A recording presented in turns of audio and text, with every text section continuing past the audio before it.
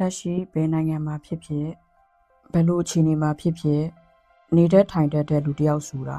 အခုချိန်မှာဘဏ်ကတ်ထဲမှာပတ်စံတွေပြည့်နေလို့မဟုတ်ပါဘူးရွှေငွေဒေါ်လာတွေစုထားလို့လည်းမဟုတ်ပါဘူးပတ်စစ်အင်ကန်တွေရှိနေလို့လည်းမဟုတ်သေးပါဘူးအဲ့ဒါတွေရှိနေရင်လည်းကောင်းပါတယ်ဒါပေမဲ့မရှိသေးလို့စိတ်ညစ်တာကလူတဘာဝပါ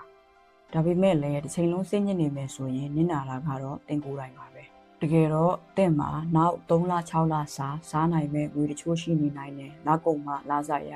ပေးမဲ့အသက်ရှင်နိုင်တယ်ကျန်းမာရေးကောင်းနေနိုင်တယ်အလုပ်တစ်ခုခုရှိနေနိုင်တယ်ကိုယ်လက်အင်္ဂါအပြည့်စုံရှိနေနိုင်တယ်ဒါတွေကမရှိတာတွေထက်ပိုရေးကြီးတဲ့အခြေခံအင်အားတွေ resource တွေပါဒါကြောင့်ဘလို့ချင်းနေမှာဖြစ်ဖြစ်စိတ်မောလူမောဖြစ်နေမဲ့အစားစက်ဝင်ဝန်းကြောင်းပညာတစ်ခုစတင်မလား skill တစ်ခုခုကိုစလုပ်မလားincome stream အသစ်တစ်ခုရှာမလားကိုဘွားကိုတဆင့်တက်အောင်ဆုံးဖြတ်ချက်တစ်ခုချမလားတစ်ခုခုစလုပ်ပါဘာပဲလုပ်တနေ့တည်းနဲ့အောင်မြင်သွားတာမရှိပါဘူးအဲ့လိုဖြစ်ဖို့မျောလင့်နေရင်အဝေးကြီးကိုပဲမျောနေမယ်ဆိုရင်တင်မဲမောသွားမယ်အဲ့ဒါကြောင့်တရက်ချင်းပဲနေထိုင်အသက်ရှင်ပါဘဝကအသင်းစိတ်ထဲကထင်သလောက်မခက်ခဲဘူးဆိုတာတနေ့ချင်းအသက်ရှင်ကြည့်ရင်သိလာမယ်ဘလို့အခြေအနေတွေပဲရှိ